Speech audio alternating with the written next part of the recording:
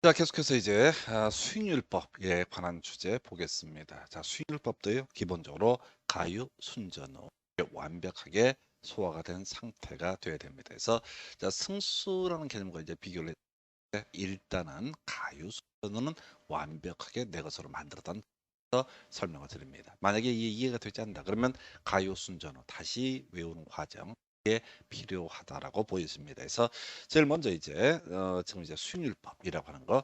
자, 우리 교재 초판에는 몇몇 오타들이 있고 등등등 해요. 해서 요거 가지고 설명드리겠습니다. 수익률 투자액을 기준으로 해서 얼마나 이게 수익이 발생하게 되는 거죠. 물론 그때 수익이라고 하는 것은 앞에서 공부했던 가능 총수득을 기준으로 볼 수도 있을 것이고요. 그 다음에 유효총수득, 순영업소득을 기준으로 볼 수도 있을 겁니다. 그 다음에 이제 지분 투자액의 기준점이 되게 되면은 세전현금 수지라고 하는 개념, 그다음에 세후현금 수지라는 개념과 연계가 되게 됩니다. 자, 그렇다 치고 자 31회 때 나왔던 쟁점을 이제 드리도록 합니다. 그래서 자 어떤 부동산에 대해서 투자를 한다라고 했을 때 수익률이라고 하는 거, 자 시장 금리, 그다음에 위험과 정비례 관계 돼 있죠. 해서 자 가 보십시다. 지금 만약에 시장 금리, 자 우리가 이제 앞에서 요구 수익률이라는 개념이 있어. 요구 수익률이라고 해서는 무위험률이라 플러스 위험 할증률이라고 정의를 한 바가 있습니다. 그래서 이때 수익률은 우리가 해석할 때 요구 수익률을 생각을 하시면, 자 바로 뭘 얘기한다. 시장 금리 무위험률이 높다라고 하게 되면 이 사람의 요구 수익률 올라가게 될 것이다 라고 하는 거. 그래서 수익률과 시장 금리 정비례 관계에, 한편 위험 할증률, 위험이 크면 클수록 할증률이 커지니까 바로 위험과 수익률이라고 하는 것은 정비례 관계가 되게 된다. 그래서 이 얘기는 앞에서 공부할 때 요구 수익률이라고 하는 거, 오늘 뭐 한참 얘기할 주제인데요. 요구 수익률은 무위험률 플러스 위험 할증률이라는 개념과 연계가 되어 있습니다. 이미 이제 그 파트에서도 구성을 하고요.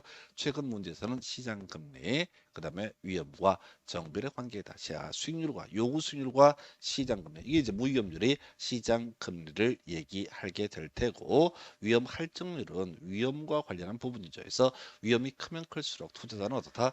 더 높은 요구 수익률을 희망을 하게 된다라는 의미가 되겠습니다. 자, 그런데 수익률은요, 자산 가치와 반비례 관계이다. 이게 무슨 소리냐면 어떤 건물이 있다 하십시다. 이 건물을 30억에 살 때, 자, 수익률은 투자한 금액 30억을 기준으로 해서 계산을 해 봐야 되는 거잖아요. 자, 그런데 문제는 같은 부동산을 40억에 샀을 때는, 자, 총자 임대료가 똑같다 할지라도 분모값이 40억이 되기 때문에 자산 가치가 크면 다 수익률은 낮아질 수밖에 없다라고 하는 거. 그래서 지금 제가 이제 현장에 나와 있는데 그런 식이에요. 지금 2억의 어떤 부동산 건물에 대해서 투자가 이루어졌다. 그러면 그 사람 입장에서 만약에 월세 1,000만 원이 나온다라고 하게 되면 뭐 일정한 계산식이 나오게 되는데 상당히 높은. 근데 이 20억짜리 투자했던 그 물건을 이제 자본 이득을 얻기 위해서 40억에 매각을 한다. 그럼 40억에 투자를 한 사람의 입장에서는 분모가 투자액이 더 커지기 때문에, 자산 가치가 더 커지기 때문에 수익률은 어떻다? 똑같이 월세 1,000만 원이 나온다. 수익률은 낮아질 수밖에 없다라고 하는. 그래서 여기서 이제 수익률이라는 용어는 개념상 뭘 얘기한다고요? 요구 수익률과 관련돼 있는 개념이다라고 하는. 물론 이제 문제를 구성할 때는 요구 수익률이다 이런저런 얘기를 하지 않고 수익률은 시장 금리와 정비례 관계이다. 수익률은 위험과 정비례 관계이다. 수익률은 자산 가치와 반비례 관계이다. 이런 식의 명제로 출제가 이루어지게 됩니다. 그래서 이게 이제 기초적인 개념이 좀 세팅이 딱 돼 있으면은 이게 약간씩 응용 들어가는 게 어렵지가 않아요. 그런데 우리가 이제 특히 공인중개사 시험을 준비하는 분, 문과생들이 많습니다. 그래서 자, 우리가 문과생하고 이과생하면 어떻게 됩니까? 문과는 수학이 싫어서, 수학이 더럽게 싫어서 문과를 가게 되는 거죠. 그럼 이제 이과를 가는 분들은 수학이 좋아서 가는 게 아니라 영어가 더 싫어서 이과를 가게 되죠. 그래서 문과가 됐든 이과가 됐든 이런 수식이라는 개념 자체가 개 짜증나기는 그래서 뭐라고 핑계 좀 대지 마요. 아주 징글징글해 그냥. 저 공부는 더럽게 못하면서 또 공부하기 싫은 이유를 뭐라고 그렇게 궁시렁거려서 해결될 문제면 하는데 해결 안 되거든. 자, 우리 딸내미 얘기했잖아요. 그냥 외우면 된다고. 어느 순간에 이게 딱딱 떨어지는 그 맛이 쏠자. 그래서 자, 수익률의 기본 정의. 자, 투자액을 기준으로 해서 투자한 자본을 기준으로 해서 얼마나 수익이 발생하는가. 10억을 투자해서 연 1억이 수익이 발생한다라고 하게 되면 수익률이 10%가 되게 되는 거죠. 자, 근데 20억을 투자해서 만약에 1억의 수익이 발생한다. 1년 기준. 그러면 이건 5%밖에 안 되는 거지. 그래서 요 얘기 지금 요걸 통해서 기억할 게 뭐라고요? 분모값이 뭐가 된다? 투자한 금액이 되게 된다. 분자값이 들어온 수익이 되게 된다는 아주 간단한 개념을 이제 여러분들 더럽게 복잡하게 설명하는 과정을 보시게 될 겁니다. 자, 수익률의 종류라고 해서 이렇게 나와 있어요. 먼저 종합환원율, 자본환원율이라는 용어를 쓰게 됩니다. 그래서 자, 우리가 총 투자액을 기준으로 해서 순영업소득이 얼마냐라고 하는 거. 총 투자액에 대한 바로 순영업소득의 비율을 가리켜서 종합환원율 또는 자본환원율이라고 부르게 됩니다. 10억을 투자해서 순영업소득이 1억이 나왔다라고 전제를 하게 되면 물론 이제 실제 계산할 때 이런 식이지 순영업소득 1억 이렇게 절대 안 줘. 유효 총소득이 뭐 1억 5천이고 영업 경비가 5천만 원이다. 이런 식으로 문제를 구성을 합니다. 그럼 이제 순영업소득은 뭐니까 어디에서 바로 유효 총소득에서 영업 경비를 뺀 금액 이게 자유자재로 고사될 수 있어야지 실제로 계산 문제가 즐겁게 풀리게 됩니다. 근데 이거 외우고 싶어갖고 이거 외우려고 용을 써. 근데 순영업소득 그러면 아사리판이 되게 되는 겁니다. 그래서 용어 더럽게 짜증납니다. 제가 일부러 투자론 파트를 쪼개서 설명을 드린 이유는 여러분들이 한 번만이라도 똑바로 수업을 들음으로써 완벽하게 이 공식을 외울 수 있어야 돼. 그래서 바로 종합환원율, 자본 환원율 같은 말입니다. 이 총 투자액 분의 순영업소득. 우리 앞에서 순영업소득 분의 총 투자액은 뭐가 된다? 순소득 승수라는 용어를 썼었고요. 그래서 종합 환원율과 순소득 승수는 뒤에서 공부하겠지만 역수 관계에 해당이 되게 된다. 이렇게 가게 되는 거죠. 그래서 지금 총 투자액이 10억이야. 그리고 나서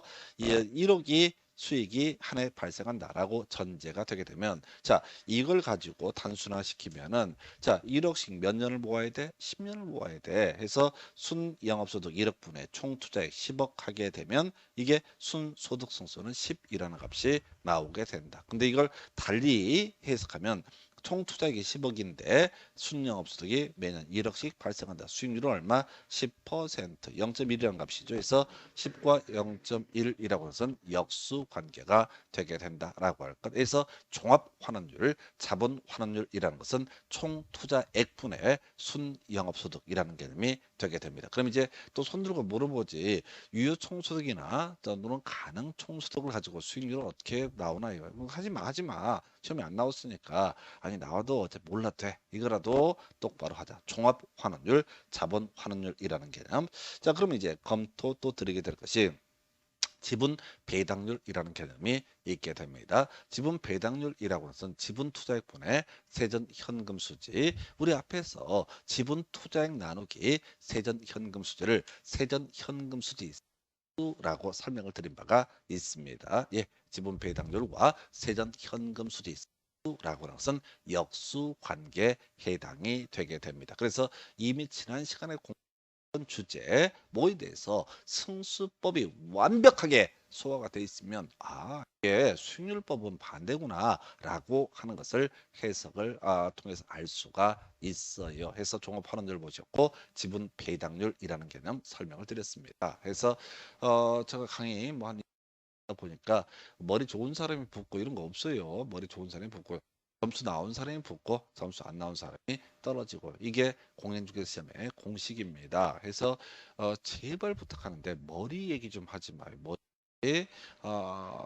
여러분들 이제 공부하시던 과정에서 내가 대가리가 나쁜가 뭐 이렇게 뭐 자조도 하고 그다 쳐. 나한테만 뭐 얘기 안 하면 돼. 혼자서 거울 보면서 내가 닭이구나 이렇게 뭐 좌절하는 거 다 좋은데 난 되면은 머리 탓을 해서는 안 된다. 그 뭐 그렇게 나오면 머리를 어떻게 하겠어 이제 와서 방법이 그냥 그런 거고 그다음에 나중에 보면 제 머리를 갖고도 시비를 걸어요.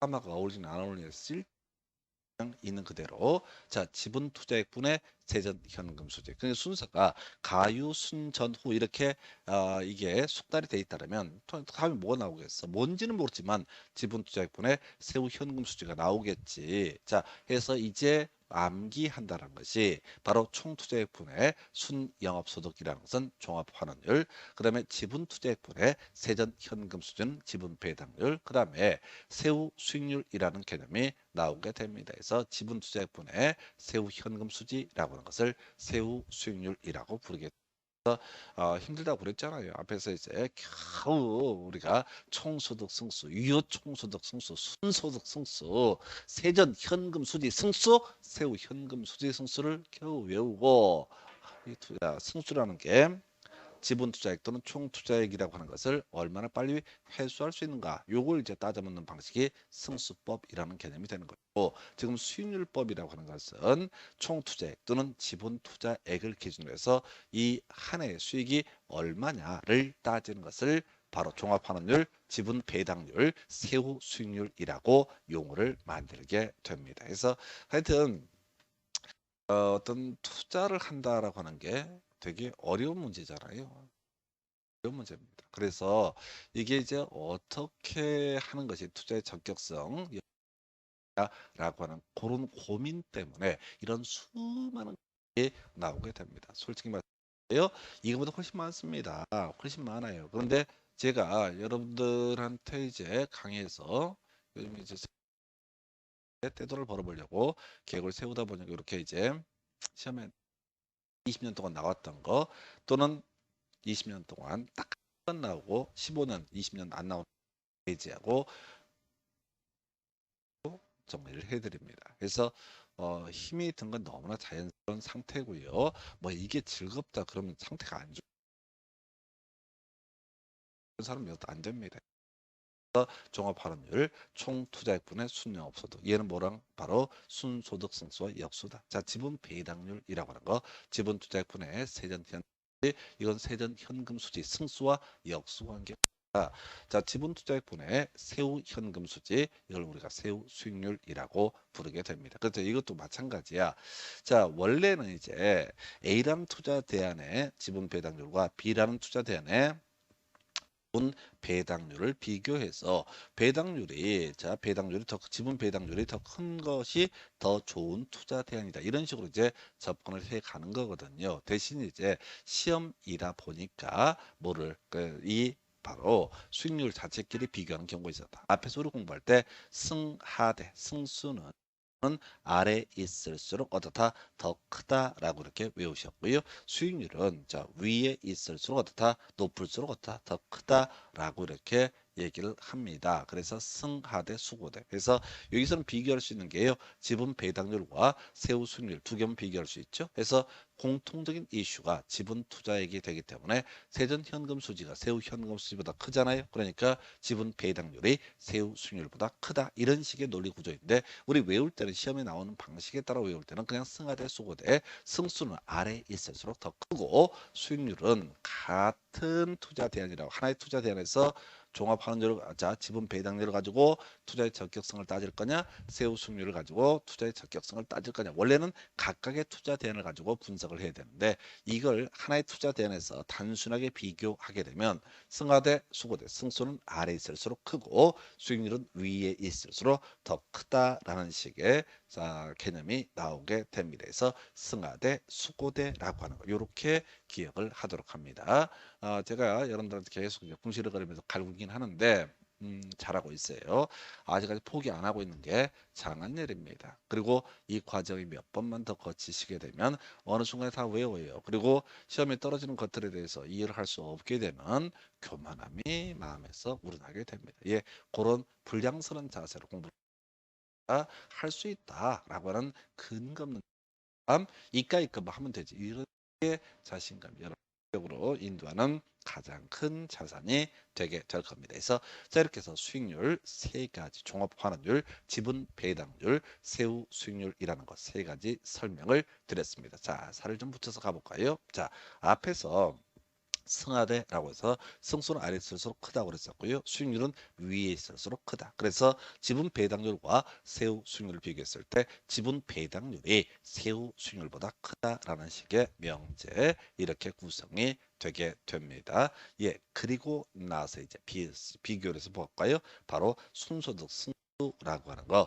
자, 순영업소득분의 총 이게 이제 순소득 승수 얘하고 종합환원율은 역수 관계에 해당이 됩니다. 자, 지분 배당률, 지분 투자액분의 세전 현금 수지라고 정의를 했었고요. 그러면 세전 현금 수지분의 지분 투자액이라고 하는 것이 뭐냐라고 했을 때 세전 현금 수지 승수라고 부르게 됩니다. 그래서 이 세전 현금 수지 승수와 지분 배당률이라고 하는 것은 역수 관계에 해당이 된다라고 하는 개념이 될 테고요. 세후 수익률은 지분 투자액분의 세후 현금 수지라고 설명을 드린 바가 있었고요. 이에 대응해서 세후 현금 수지 분의 지분 투자액이라고 하는 것은 세후 현금 수지 승수로 논의를 한 바가 있습니다. 그래서 정리하면 종합환원율의 역수라고 하는 것은 순소득 승수라는 개념이 될 테고 이에 대응해서 지분 배당률의 역수가 되는 것은 세전 현금 수지 승수라는 개념이 될 것이고 지분 투자액분의 세후 현금 수지라고 해서 세후 수익률이라고 하는 것은 세후 현금 수지 승수의 역수가 되게 된다라고 하는 것. 물론 여기서는 이제 계산 문장들도 구성이 되고 해서 총 투자액이라는 표현을 안 써주고요. 바로 대출액이 4억이고 자기 자본이 6억이다. 이런 식의 지문을 던져 놓기도 합니다. 그래서 그러면 이제 뭘 가지고 총투자액을 그런 식으로 계산을 해봐야 두 개를 더 해야 되는 거야. 그 다음에 이제 순영업소득 바로 안 주고요. 뭘 줄 수 있어요? 유효총소득과 영업경비. 즉 네가 알아서 유효총소득에서 영업경비를 빼봐. 이렇게 문제를 구성하거나 또는 우리가 순영업소득에서 부채 서비스액을 빼게 되면 세전 현금 수지라고 했었거든요. 그래서 세전 현금 수지와 부채 서비스액을 딱 주면서 네가 알아서 순영업소득을 계산해 보시오. 이따로 문제 구성이 이루어지기도 합니다. 그래서 앞에서 강조드린 것처럼 가유순전호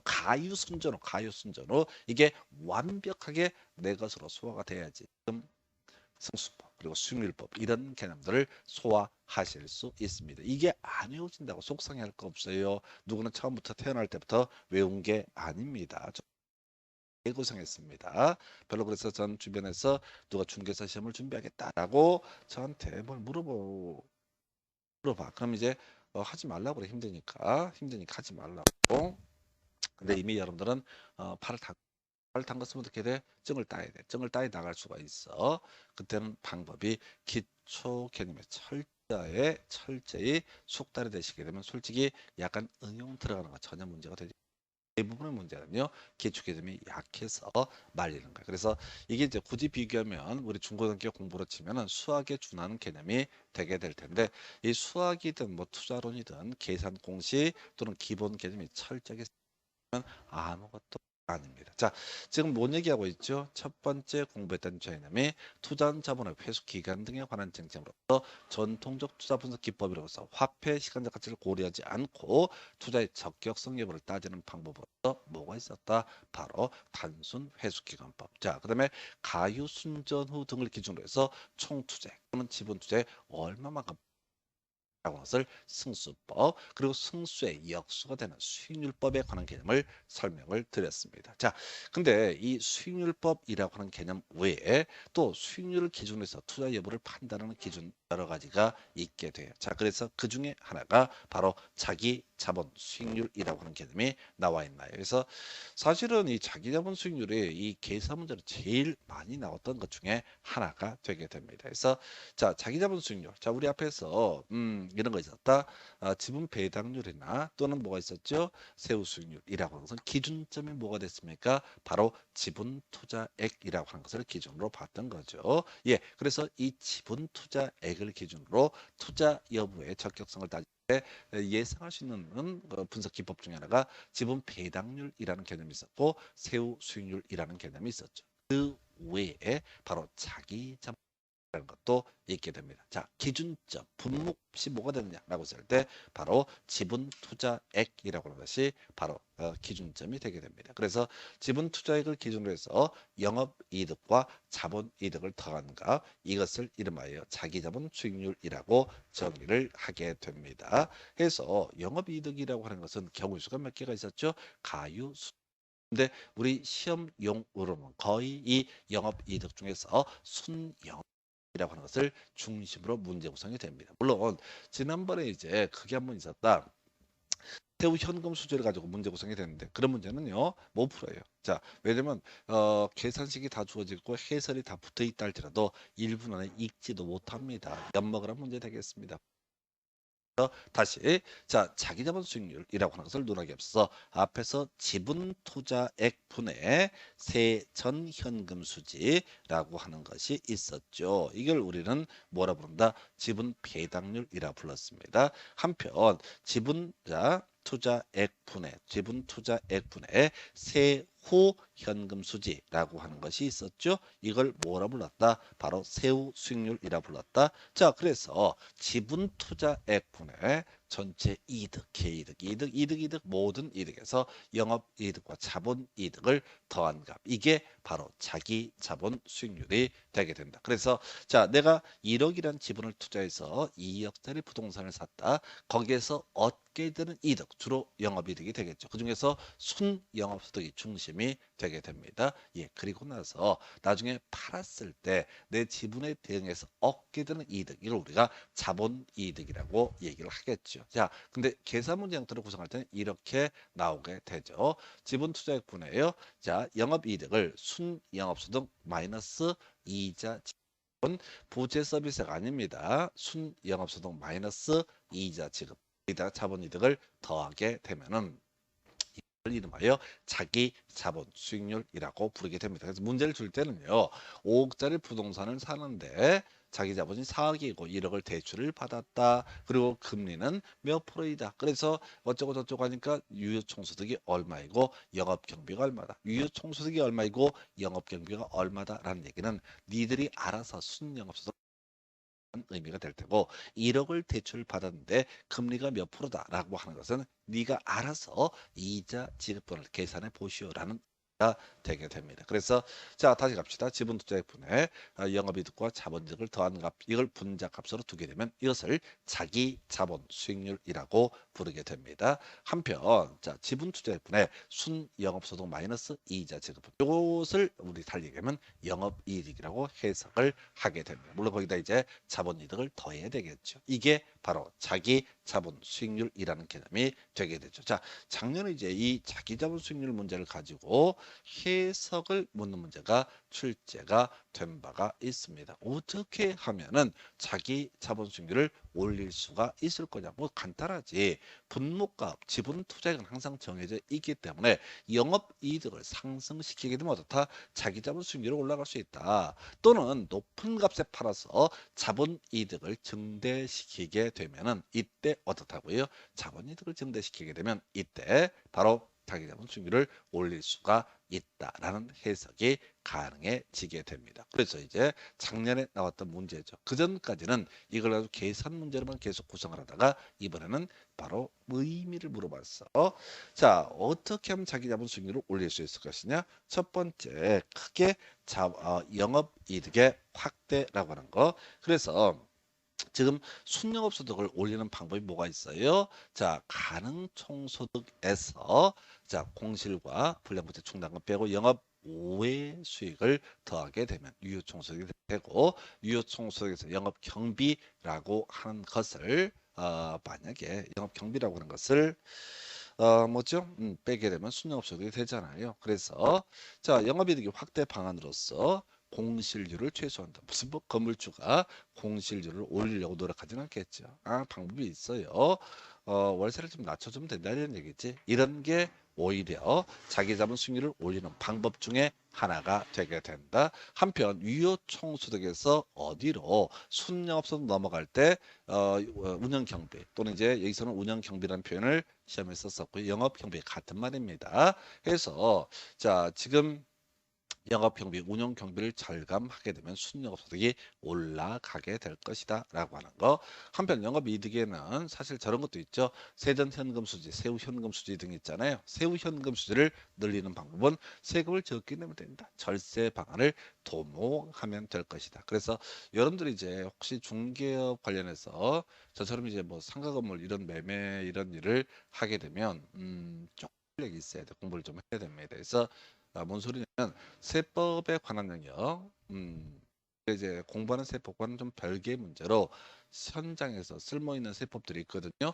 그거 뭐 부가가세라든가 이런 몇 가지 또 취득세 이런 것들도 법인 명의로 취득하고자 하는 분들이 있거든요. 그분들한테 취득세 절세는 절세할 수 있는 방안들 설명해 주면 겁나 부탁드리래서 어 몰라요. 그래서 요 근래 저한테 이제 의뢰하신 분 중에 1억 정도 사옥 용도로 부동산을 취득하고 있는데 그게 이제 과밀학자군요. 서울에 본점 두고 있는 분이요.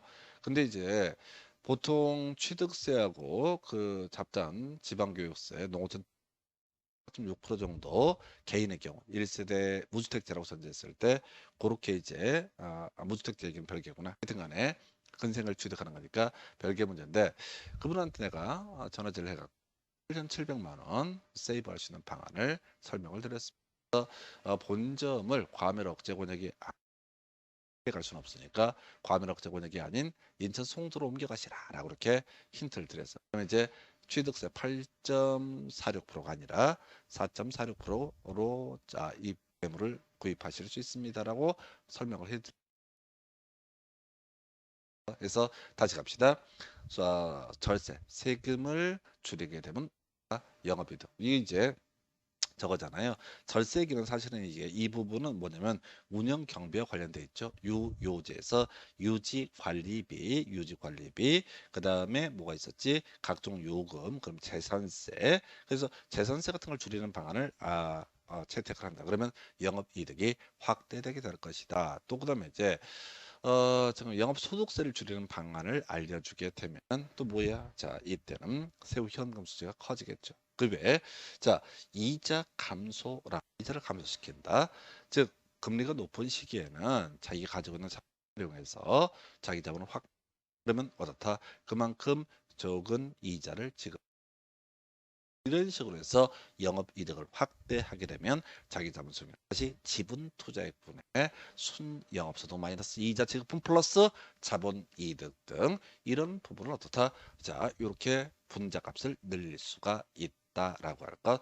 그 다음에 이제 자본이득의 확대라고 하는 거 요건 이제 자본이득을 증가시키는 방법이죠. 그래서 뭐 기가 막힌 방법은 없고요. 자본이득을 확대하는 건 월세를 높게 받는 거죠. 그래서 월세를 높게 몇 가지가 있습니다만서도 지금 할 얘기는 아닌 것 같고 그래서 월세를 많이 받잖아요. 그 자체 그러면 이제 자산 가치가 커지게 되게 되는 거죠. 같은 건물인데 누구는 수익률 3% 누구는 수익률 5%면 당연히 5%짜리 물건이 훨씬 자산 가치가 크다는 겁니다. 그래서 이렇게 바로 이 공식 하나를 가지고 이 공식의 의미를 따져 물었던 문제가 31회 때 출제가 되게 됩니다. 31회 때 이런 문제가 구성이 됐습니다. 그래서 결과적으로 공식은 인간으로서의 도리가 될 것이고요. 자, 그리고 여러분들이 제가 엄청 축약을 해서 진짜 시험에 나오는 것만 가지고 진짜 엑기스만 가지고 봐봐요. 거의 돈도 안 받고 할 때는 웬만큼 자신 없으면 이런 식 대신 여러분들의 결과가 좋아야 제가 먹고 사는데 보탬이 될 거예요. 그래서 방법은 요 개념을 좀 설명이 부족하더라도 외운다라는 방식으로 바랍니다. 그래서 자기 자본 수익률의 기본 공식 설명드렸습니다. 해서 그동안의 문제 분석하게 되면 대부분의 문제가 계산 문제였어요. 계산 문제를 가지고 내다가 31회 때 자기 자본 수익률의 상승 전략이라는 것을 가지고 구성을 했어요. 그래서 다시 합시다. 자기 자본 수익률. 자, 우리 투자한 자본, 투자한 자본을 기준으로 해서 발생한 수익을 기준으로 검토하는 것이 몇 개가 있죠. 그 중에 하나가 앞에서 공부했던 수익률법이라고 하는 거, 총투자액 또는 지분투자액을 가지고 따져 물었었고요. 지분투자액에 따라 어떻게 지분 배당률과 세후 수익률이라는 개념이 있었는데 약간 다른 구조이긴 하지만은 자기자본 수익률이라고 해서 지분투자액분의 순영업소득 마이너스 이자 지급분 플러스 자본이득이라고 하는 거, 이게 바로 자기자본 수익률이라는 개념이 되게 됩니다. 그래서 이렇게 개념을 살펴드렸고요. 자, 그 다음에 이제 회계적 이익률법이라고 하는 개념이 나오게 됩니다. 뭐 크게 이슈가 될 사안은 아닌데요. 이 회계적 이익률법이라고 하는 거, 회계라는 개념을 잡아야 돼서 회계는요 1년 단위를 기준으로 판단을 하게 됩니다. 보통 이제 회계년도라고 하면 보통 1년을 얘기해요. 그래서 자, 이건 이제 우리 앞에서는 전체 투자액 또는 지분 총 투자액 또는 지분 투자액, 투자라는 게 1년 차에 투자가 이루어지고 2년 차에 또 일부 투자가 이루어지고 3년 차에 또 투자가 이루어지고 1년 차에 이만큼 수익이 발생하고 2년 차에 더 많은 수익, 뭐 이런 식으로 간다고 했을 때, 자, 지금 앞에서 공부했던 것은 자, 화폐 시간 자체를 고려하지 않기 때문에 투자한 자본도 퉁쳐서 총 투자액 얼마냐, 총 투자 전체 지분 투자액이 총액이 얼마냐를 가지고 따져 묻는 그런 기법인데 비해서 이 회계적 이익률법이라고 하는 것은 자, 1년 단위로 평균 얼마를 투자했고 1년 단위로 수익이 얼마냐라고 하는 것을 따져 묻는 것을 회계적 이익률법이라고 부릅니다. 분모가 뭐라고요? 투자한 금액이 기준이 되겠죠. 그래서 약간 표현을 바꿔서 연평균 투자액, 자, 이게 분모값이 될 테고요. 이것에 대한 세후 연평균 수익 순이익의 비율이라는 표현을 쓰게 됩니다. 그래서 자, 세후 연평균 순이익은 굳이 개념을 잡게 되면 세후 현금 수지와 유사한 개념으로 볼 수가 있습니다. 근데 이 둘의 관계를 따지지는 않아요. 그래서 공식 한번 생각해 볼까요? 바로 연평균 투자액분의 바로 연평균 순이익이라고 하는 거, 뭐 세후 세전 이걸 갖고 출제하지는 않으니까 연평균 투자액분의 1년 단위죠. 연평균 순이익이라고 하는 것을 회계적 이익률. 자, 그러면 A란 투자 대안을 만약에 회계적 이익률을 가지고 분석한다. B란 투자 대안에서 회계적 이익률로 가지고 두 개 투자 대안 어느 것에 대해서 투자를 할 것인가를 분석을 한다라고 했을 때 그때는 어떻게 하면 되는 거라고요? 바로 회계적 이익률이 더 큰 것에 투자를 하게 될 것이다. 아, 그런데 우리가 투자를 함에 있어서 요구 수익률이라는 개념이 있었죠. 그래서 얼마면 투자할 거야라고 자기가 마음먹은 수익률. 물론 이 요구 수익률은 무위험률 플러스 위험 할증률로 구성이 되게 된다라고 설명을 드렸습니다. 그래서 회계적 이익률법을 가지고 투자 여부를 결정하는 방식 뭐 별거 없습니다. 자, 투자 안에 소위 회계적 이익률이라는 것을 계산을 여러 개 보니까 자신의 목표 이익률보다 높은 투자가 아니면 하나다. 그럼 그 투자하면 되는 것이고, 그 다음에 여러 개 투자 대안이 있다라고 하면 그 중에서 가장 높은 회계적 이익률이 가장 큰 투자안을 선택을 하게 된다. 뭐 이런 걸 설명을 하고 말고 합니까? 너무나 당연한 얘기잖아요. 근데 여러분들은 지금 참새책제 이 영역에서는 다른 건 뭐 잘하는지 모르겠지. 예를 들어서 라면 끓일 때 몇 분 끓이는지 뭐 이게 능력이 있는지 모르겠어. 또는 다른 전공 잘하시는지 모르겠지만 이건 이제 아이처럼 모르는 거잖아. 그래서 회계적 이익률이 목표 이익률보다 높은 투자안 중에서 그 중에서 가장 회계적 이익률이 큰 투자에 대해서 투자가 이루어지게 된다. 뭐 이런 게 시험에 나온다고요. 유치의 극치야. 그런데 우리가 전혀 공부하지 아니한 영역이다 보니까 하나하나 표현이 어려워요. 그래서 회계적 이익률, 자, 연평균 투자액분의 연평균 순이익. 자, 그러면 이제 지금 수익률에 관한 이슈가 몇 개가 있었죠. 첫 번째, 자, 총 투자액을 기준으로 해서 순 영업소득을 따져 묻던 게 종합환원율, 자본 배당률이라, 자, 종합 환원율, 자본 환원율이라는 개념이 있었고요. 그 다음에 지분 투자액을 기준으로 해서 검토해 봤던 게 하나가 지분 배당률이라는 개념이 있었죠. 그리고 또 하나가 지분 배당률이 있었고 또 뭐가 있었더라? 두 번째 이슈가 될 만한 게 세후 수익률이 있었죠. 그래서 지금 세 번째 봤던 것이 자기 자본 수익률이라는 개념이 있었고요. 약간 분모값이 달라지는 게 회계적 이익률이라고 하는 거 이렇게 가게 됩니다. 자, 여러분들이 지금 이제 수익률에 관련된 개념들을 쭉 보고 계시는데 내가 뒤지게 연구한 겁니다. 여러분들 일반 수험서에 있는 공인중개사 관련 교재 보게 되면 이거 아사리판이야. 갑자기 자기 자본 수익률이 앞쪽에 나왔다 뒤쪽에 나왔다 아사리판이야. 이 목 찾은 걸 내가 지금 7년인가 연구를 한 게 이 정도입니다. 그래서 여러분들은 이렇게 정리된 내용을 또박또박 좀 힘들긴 하지만 단순 반복하면 훨씬 빠르게 시험에 합격할 만한 실력을 쌓게 될 겁니다. 여기까지가 수익률에 관한 주제. 그래서 지난 시간에 주로 논의했던 것이 투자한 자본의 회수 기간을 가지고 단순 회수 기간법, 그 다음에 또 하나가 승수법이라는 개념이 있었고요.